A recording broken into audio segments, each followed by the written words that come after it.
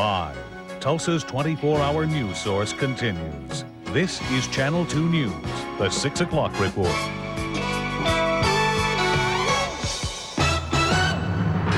Marine reservists in Broken Arrow say goodbye to families as they head for service in Operation Desert Shield. Police warn people to be careful using automatic teller machines. Boats are being robbed. And work on the Creek Turnpike leaves some wildlife high and dry and some area residents upset. Good evening, I'm Jerry Weber. And I'm Karen Keith. South Tulsa residents say farewell to a pond and the wildlife that lives there. The Heatheridge Pond is being lost to make way for the Creek Turnpike, and Channel 2's Michael Bedell has been at the pond this afternoon. Michael, kind of tell us what it looks like out there. Jerry, right now there's a lot of shallow water, a few stray ducks where the pond used to be. A slice of the bank was taken out to drain the pond, and that's upsetting people with homes nearby. The Heatheridge Pond is about to become a memory. Water's been draining out of it since yesterday afternoon. Sometime this evening or early tomorrow, the pond will be nothing more than a patch of mud. Already, neighbors here are mourning its loss and the way it enhanced life around their homes. With the ducks and the fish in the pond and the beavers around the pond and people just walking and enjoying themselves, neighbors, and feeding the ducks and the wildlife and the beauty that God gave us, around us. Neighbors here thought steps would be taken to save the pond's fish, but apparently it's common policy to sacrifice them. An official with the Fish and Wildlife Service says moving them could spread disease and take too much time. As the water level drops, it gets easier to see ripples on the surface, a sign of a fish or turtle down below. Neighbors say some adults have come to the pond and cried over its loss. They don't look forward to explaining what's happening to young kids who used to come here. It's hard to explain to a little one, what's going to happen to all the wildlife, because they've lived here and they fed them and, enjoyed them. And it's just hard to tell a little one that, they won't be here anymore. Now, people near the pond have been fighting against the Creek Turnpike for years, and you kind of get the feeling this is a day they thought would never come. But now that the barriers to the road's construction have been removed by the appropriate government agencies, this may be a day that's repeated often. And Karen, Jerry, some of the people in South Tulsa say they haven't given up their fight against the turnpike just yet. Michael, at 5 o'clock, you talked about the dead fish and whose responsibility they will become. Would you get into that again, please? Well, they're worried that this is a health hazard and that removing the fish is the responsibility now of the Turnpike Authority.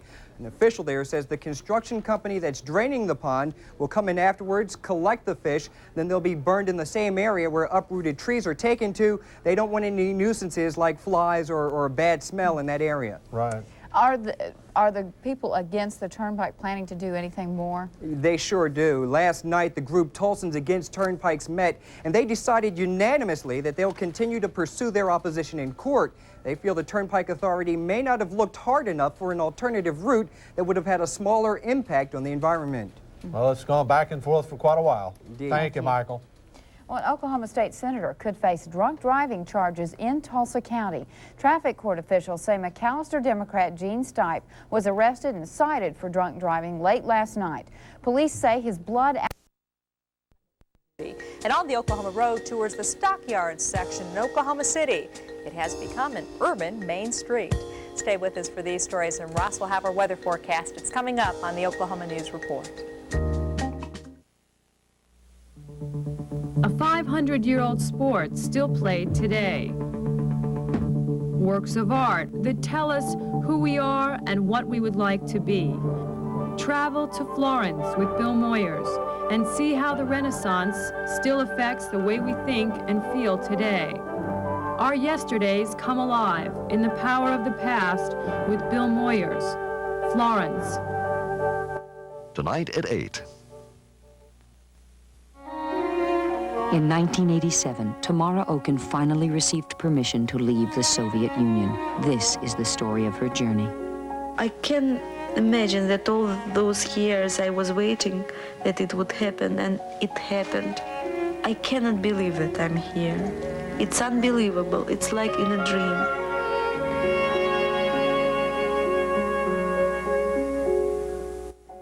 Tonight at 9:30. Come see the light, come see the light. OET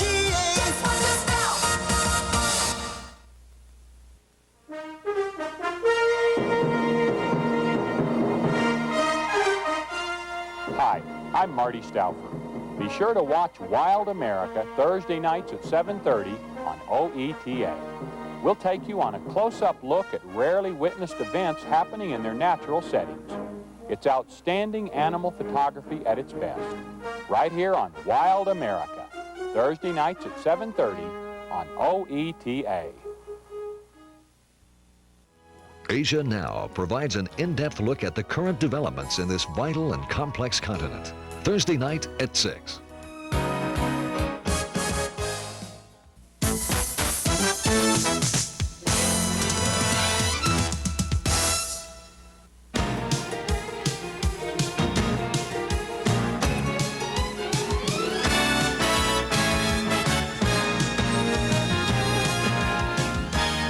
Bringing statewide news to all of Oklahoma.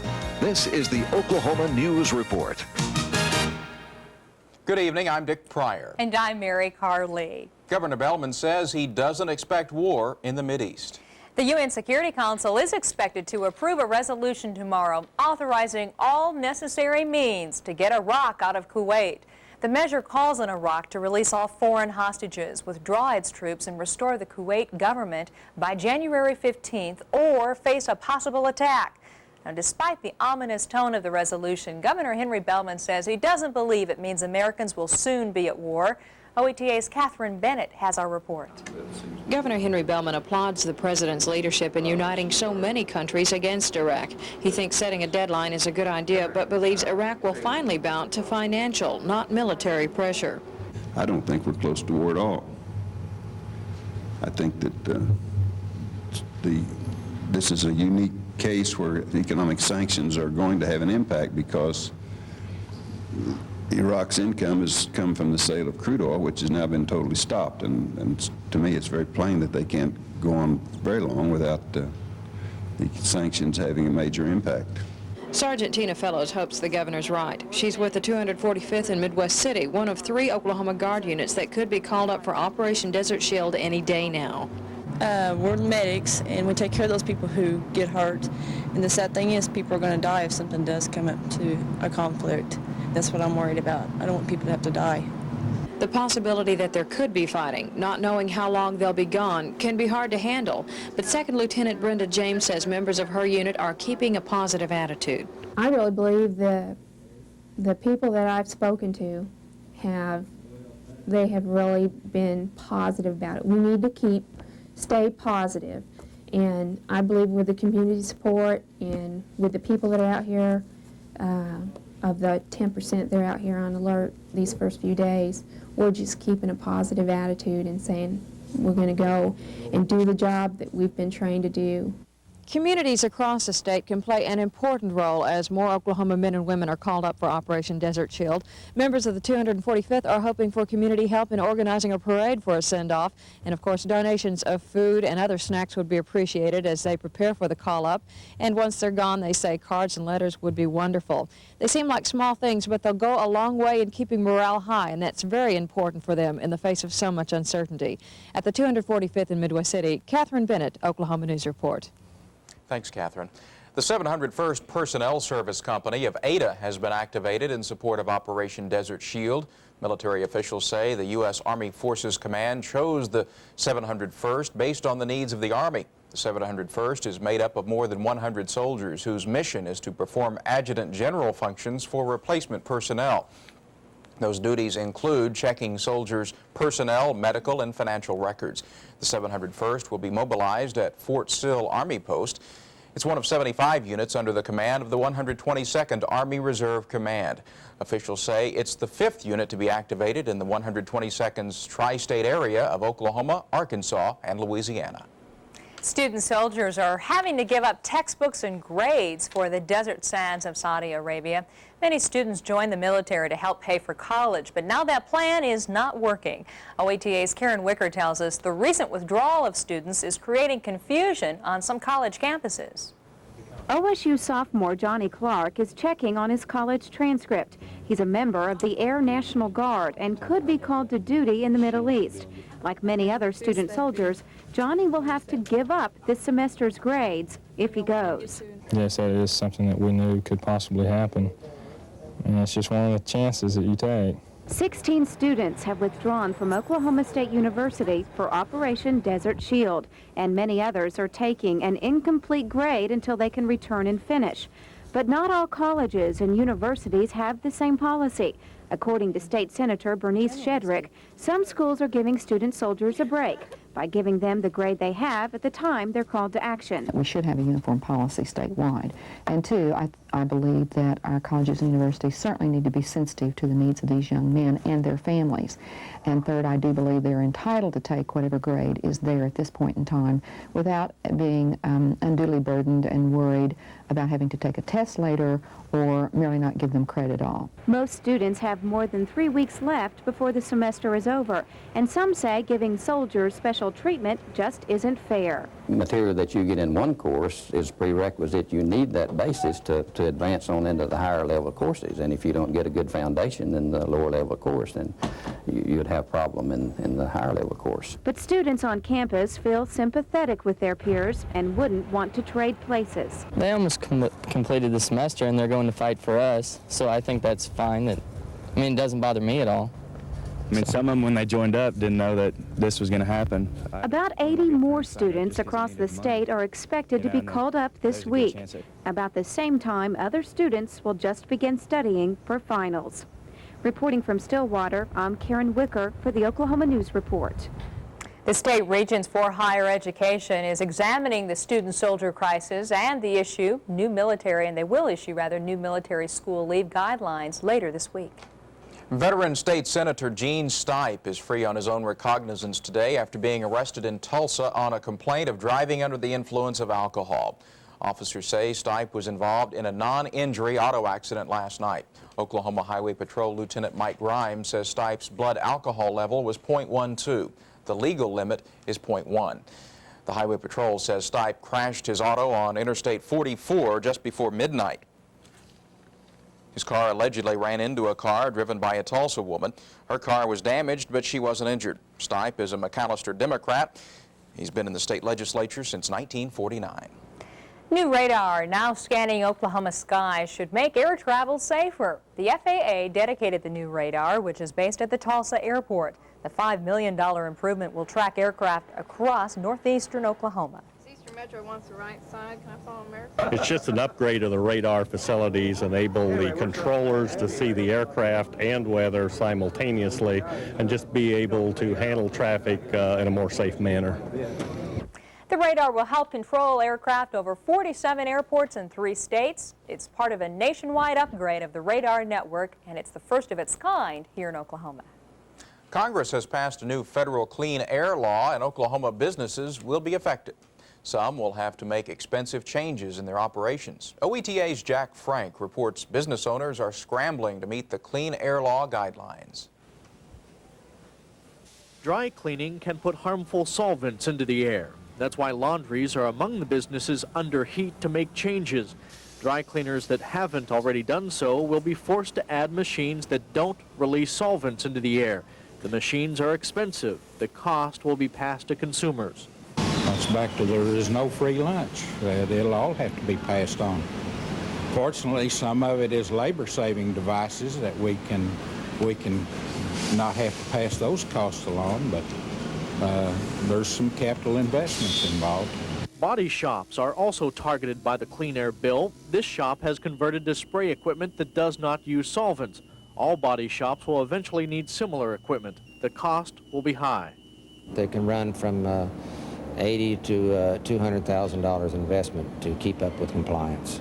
Hundreds of Oklahoma business owners attended this meeting in Tulsa to learn how the Clean Air bill impacts them and how to comply.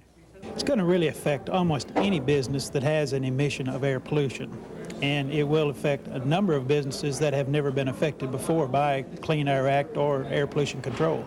It will take several years to bring all the companies into compliance with the Clean Air law, and the health department says enforcement will be a major headache. In Tulsa, I'm Jack Frank, Oklahoma News Report. Thanks, Jack.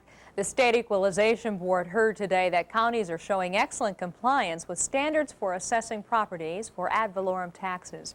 Now, State Finance Director Lex Holmes told the board that only 6 counties are out of compliance with the 11 to 14% assessment ratio requirement, only 2 of them far out of compliance, and that only an additional 6 failed to meet the limits on variation in ratio between classes of property.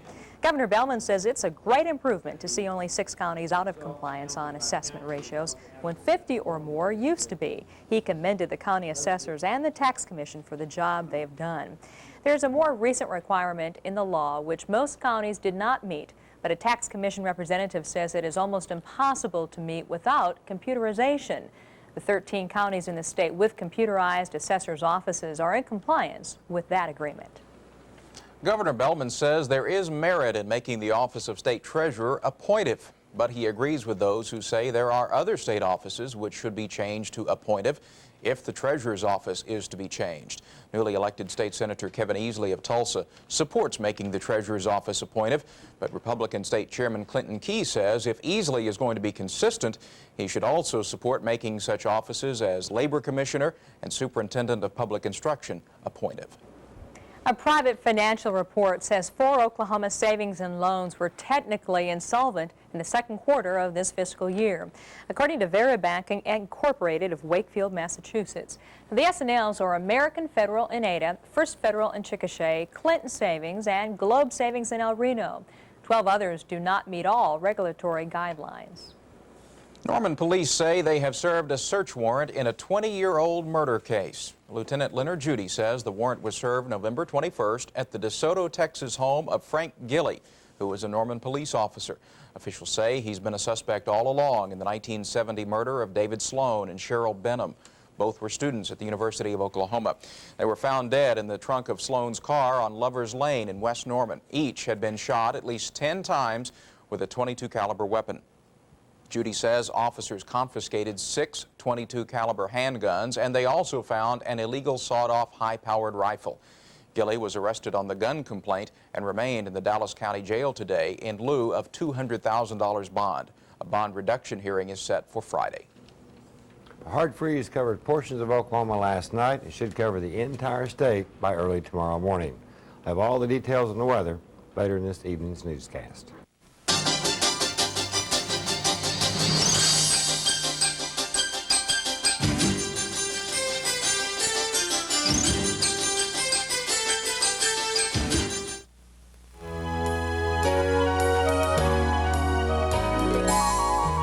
William Buckley's Firing Line, Adam Smith's Money World, Tony Brown's Journal, Jim Hart's Asia Now, OETA Capital Press Report, and the McLaughlin Group. It's just what you need for a week of business and public affairs updates, Monday through Friday night at 6. Come see the light on OETA and see how good TV can really be. Just watch us now. Adventure, drama, mystery, and nature too. Just watch us now. TV worth watching means our shows reflect on you. Come see the light. Come see the light. OETA. Just watch us now. The Main Street program, run by the National Trust for Historic Preservation, is an effort to preserve and revitalize historic downtown areas. Until now, it's been used mostly by small towns in Oklahoma, but soon Oklahoma City might have the first urban Main Street designation in the state. OETA's Charles Newcomb reports. The National Stockyards is technically not a part of Oklahoma City, but the area that surrounds the intersection of Agnew and Exchange is, though it operates more like a small town. Yeah, what we're finding when we work with urban programs around the country is that many of the commercial neighborhoods like this function very much like a small town. They just happen to be incorporated within the city limits of a much larger community. But as far as the way the community functions, the adjacent neighborhoods, the retail and so forth, it functions very much like a small town. Linda Harper and Kathleen Kelly, both representatives of the National Main Street program, plan to spend most of the week in the Stockyards area assessing its potential for becoming a Main Street area. We've been working with urban programs for a number of years now all over the country, but it'll be the first urban area in Oklahoma. We've had a number of programs. I've been working with the Oklahoma program for 4 years now, and we're all over the state, a number of programs throughout the state. But this will be the first urban program in Oklahoma. They spent Tuesday on a walking tour of Stockyard City, examining the architecture and talking with the people who have recently moved businesses here. We get a lot of people in town for the cattle auctions and things like that, and they come in and they'll see our sign, and then a few months later they'll come back and say, we saw you when we were in town. And those who have been here for quite a while. This was the old bank, and they had a hotel above it. Every building out here had a hotel above it. So see, they used to bring in their cattle individually, and then they'd stay overnight to collect their money. Even when I first started, came out here in 51. Well, I came out in 51, and they were bringing their cattle in that way then. Because we had a drought in about 1955, and the cattle were lined up to 29th Street, which would be 16 blocks. While the Stockyards itself continues to do business, the area surrounding it has seen a decline in the past few years. Business owners are ready to turn it around if they can. We'd like to see it revitalize the area and give it an identity that really it has had historically but never been promoted properly. They're hoping to capitalize on the growing trend of historic tourism. But if there is a place within the city to really capture that and to sell it to a market, whether it's a local market or whether it's an international market, I think it's probably going to be right here in the Stockyard City area. Charles Newcomb, Oklahoma News Report. An Oklahoma state senator is beginning a drive to limit the terms members of Congress can serve from Oklahoma. Now, Oklahoma was the first state in the union to limit the terms of state legislators, and Doug Schimel of KFOR tells us now a state senator is targeting U.S. senators and congressmen. We do want to try to stay here. A politician in office tends to remain in office according to the laws of political physics.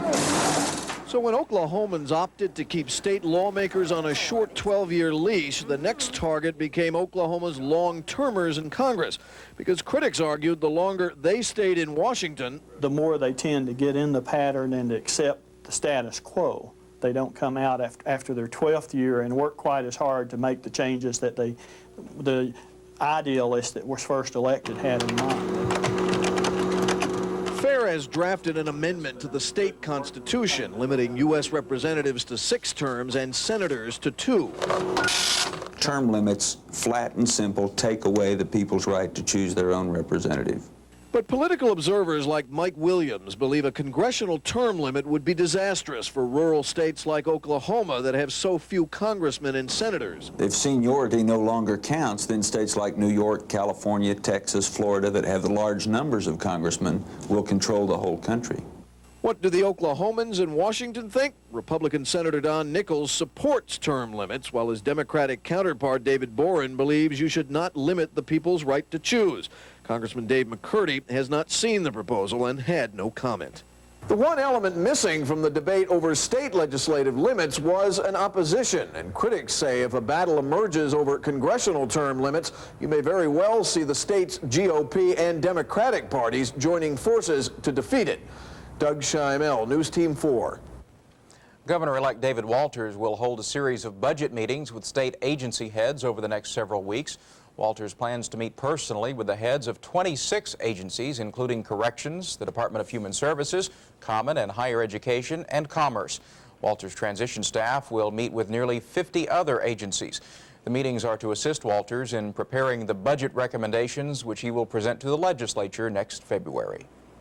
President Bush's trip to Mexico this week was highlighted by trade talks, and those trade agreements may be seen in the price of vegetables here in the United States. Oklahoma State University's Rob McClendon had this report today on OETA's morning program, Sun Up. President Bush's first official visit to Mexico may have looked like a party, but the real fireworks are over freeing up trade between our two countries. President Bush sees a free trade agreement with Mexico, giving American businesses increased access to a cheap labor pool. This will give those people an opportunity to go to work. Now, they'll go to work at a lower wage than they get in this country, but their cost of living is lower also. The average hourly wage in Mexico is $1.63, compared to over $14 an hour in this country. OSU international trade expert Dave Henneberry says such a disparity would tempt many businesses to move south of the border. That would have an adverse effect on labor in the United States if our corporations moved too many jobs down there and then in turn re-exported those products up to the United States. It's really a shifting of the production base. So while American companies may make bigger profits, American workers may be out of jobs. A USDA analyst says while most of the attention is focused on benefits Mexico will reap, any trade agreement is a two-way street. The United States farm sector stands to gain from increased exports of fruits to Mexico, specifically apples, pears, and peaches. And this is due to lower production prospects in Mexico in future years and declining trade barriers. Many hope an agreement will stem the tide of illegal aliens flowing into this country. But Henneberry warns Americans should be careful for what they wish for, because for years illegal aliens have played an integral part of putting food on our tables. There is some evidence that many of them take jobs that Americans don't take anyway. And therefore, the question is, in what ways do they really displace U.S. labor? And how much U.S. labor is actually displaced by Mexican nationals in the United States? And in other agricultural news today, the president did sign into law the 1990 Farm Bill. Ross Dixon joins us with the weather. If you didn't bring your plants in last night, you'd better do it tonight. I think it's going to be a little bit colder. No cloud cover to speak of and light winds. All this combines to make it a very cold night across the Center State, probably the coldest of the year so far. Looking at this morning's low, it's pretty nippy across a good portion of the state. The cold spot was 22 degrees at Guyman to about 31 degrees down in southeastern Oklahoma around McAllister down towards Idabel.